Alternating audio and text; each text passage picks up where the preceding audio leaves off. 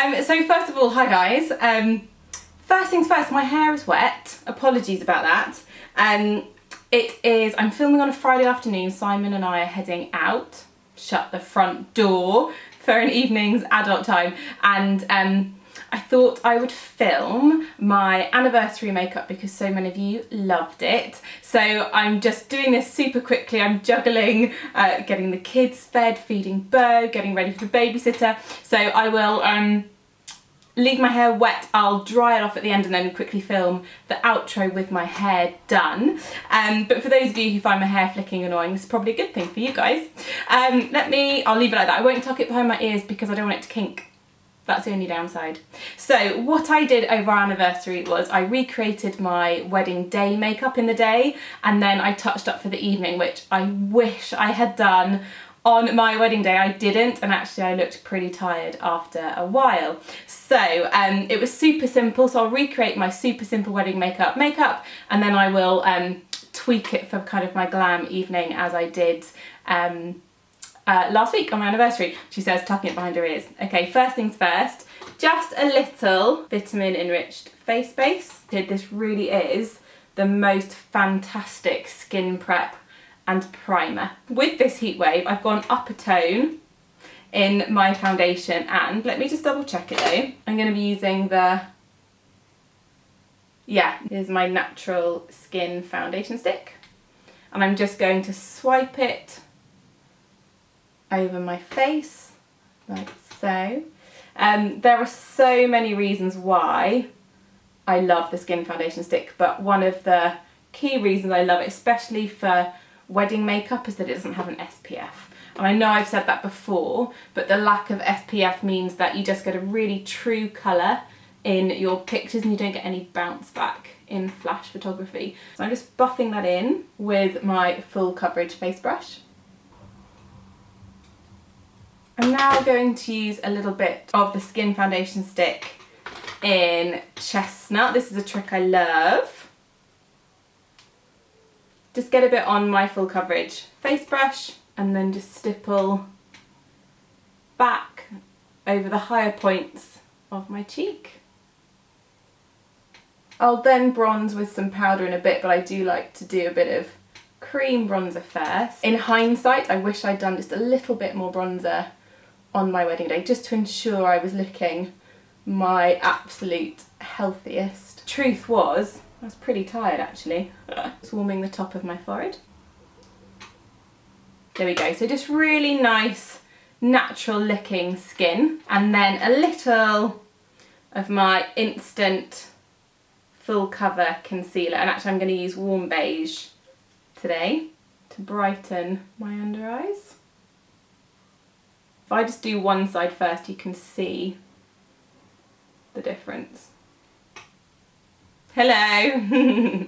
Okay, and then for the day look, I actually just took a little bit of my concealer on my eyelid and I really blended it out. If you've got lots of concealer on your eyelid, then it will crease. So I'm just taking a little bit, blending it in, but I'm actually taking a lot of the excess off on my little finger. And actually I had lots of people going, oh my goodness, what's your eyeshadow? And I was like, it's just concealer. But I just wanted to do it just to neutralise my lid a little. So I'm now going to take a little bit of my Nude Finish Illuminating Powder. This wasn't around when I got married, but this is what I used the other day and posted on my Instagram stories, and there were lots of requests to film it, so that's what I'm doing. So I'm recreating what I applied recently for my anniversary, which was inspired by my wedding makeup. There we go, that's a more accurate description of what I'm doing. Great, and then with my well-loved medium bronzer, I'm just going to go over my cream highlighter, my cream bronzer, just to ensure my skin tone is as warm as I desire. And the important area here, just to warm up my neck so it matches my face. And this is all matte at the moment, apart from my illuminating powder of course, but I mean my bronzer. etc. is matte. So that looks warm, but the reason I'm doing extra warm is that actually on a wedding day, you're most likely going to be wearing a pale colour from head to toe, so you want to make sure your skin tone is that little bit warmer. And as I said, it's a slight sadness of mine that on my wedding day I didn't wear a little more bronzer. So I've learnt from my mistake all those years ago. Okay, cheeks. I always use this colour on brides. Here it is, the beautiful pale pink.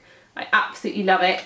And again, when I wore it the other day, I haven't worn it in a little while, and I had so many people saying, "Oh, Hannah, what colour blusher is that?" And I was like, it's pale pink, it's a total classic, and I love it. And I used to wear it all the time without fail. Look at that. Do you see how immediately it just makes the skin pop?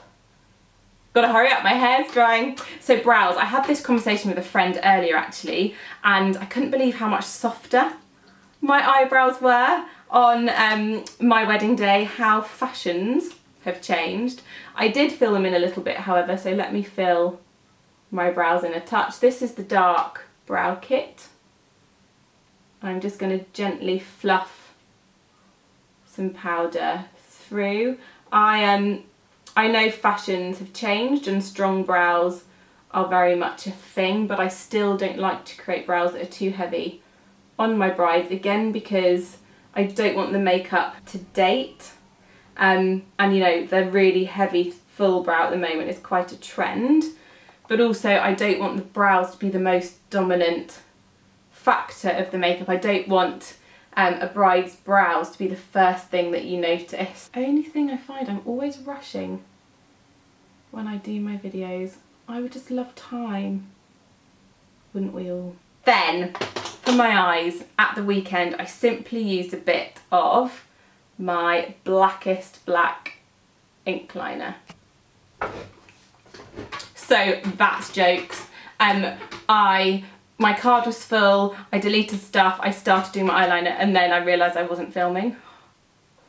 Idiot. But all I've done, I'll retrace my steps. I've just taken my blackest black ink liner very gently all the way along my lash line. I haven't done any kind of flick or detail because I simply lined my eyes really gently so that when I've got mascara on, my lashes look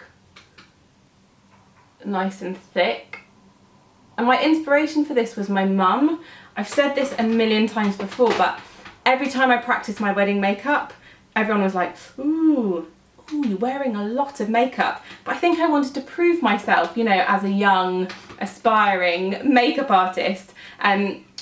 So I was inspired by a picture of my mum that we had that used to live above the piano at home, and I noticed just how little she was wearing, and I thought she was the most beautiful creature on earth on her wedding day. So when it came to my wedding day, I did strip it right back and wore very little, and actually I'm really pleased about that. As you saw, I just curled my eyelashes, so let me now do a little bit of Smokey Eye Mascara. Now this is what I did on Sunday for my anniversary. I didn't layer with with no smudge mascara, but that is my recommendation for all brides, that you use the texture you want first on your lashes to get the finish you want, and then put a raincoat over the top with a waterproof mascara to kind of lock your lashes in place.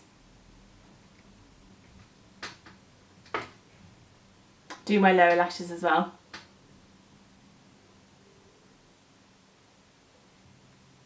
So as you can see, crazy, super simple. And then on my lips, this is the very lip gloss I wore. It's an old Chanel one. It's called Lèvres Scintillantes number 25, but it's discontinued. So I've been through my Bobby collection, and here are two that I'm going to mix to make a similar look. This one is called Pretty. I know it was limited edition. This one is a rich colour gloss, so they don't exist anymore. But it is my life's job to try and find a similar lip gloss. Yeah, that's pretty good. This is my makeup from last Sunday for my anniversary, which I wore along with this green and pink dress from Primark, which everyone loved. And it was inspired by my very simple wedding day makeup. So let me really quickly, before I do my hair actually, let me quickly amp it up, which I did for our anniversary dinner, which I didn't do on my wedding day, but wish I had. And what I did was, first I took some taupe shadow. I don't have these individual shadows on me, so I'm going to use them from the Nude Drama palette. So if you've got this palette, great. If not, it's taupe eyeshadow that you want. And I'm going to take some of it just all over my lid. Now I chose taupe because it really does help bring out the greeny blue of my eye. So I'm just sweeping all over the lid, bringing it relatively high. See, to the crease. How I wish I'd done this on my wedding day all those years ago. Then a little bit of the Antique Rose colour. Here, this soft pink one.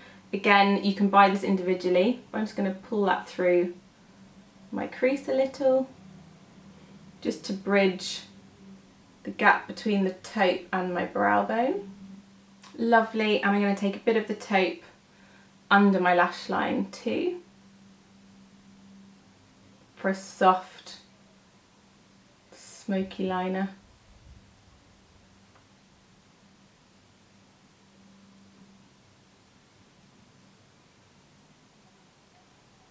There we go.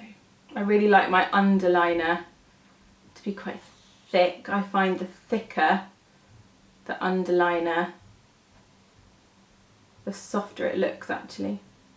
I took a tiny bit of this colour here. This is Rich Caviar, so you'd use mahogany. And just take that along my liner, just to soften it slightly so it's more of a smoky liner than it is a hard liner.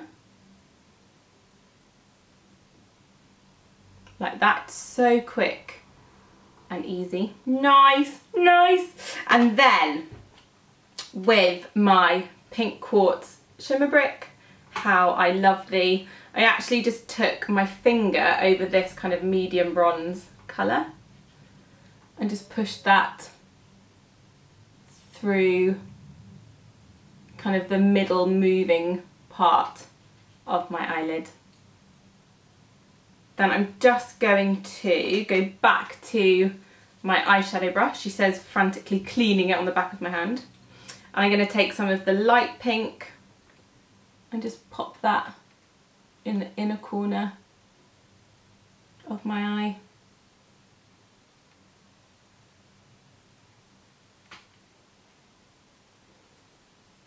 And a touch under my brow bone, just for a little extra highlight. Okay, good. Actually, let me just amp up the crease colour a little more. I'm going to finish with a bit of sparkle shadow. This one's called Halo in the palette, but you just use Silver Moon if you just want one of our normal sparkle shadows. And again, I'm just going to take that through the centre of my lid and the inner corner slightly for a little gleam. And as always, whenever I'm taking my makeup from day to night, I always amp up my mascara, because invariably you make your eyes, well I do, invariably I make my eyes a little darker. So your mascara needs to match the intensity of your eyes. And for me, the more mascara, the better, of course.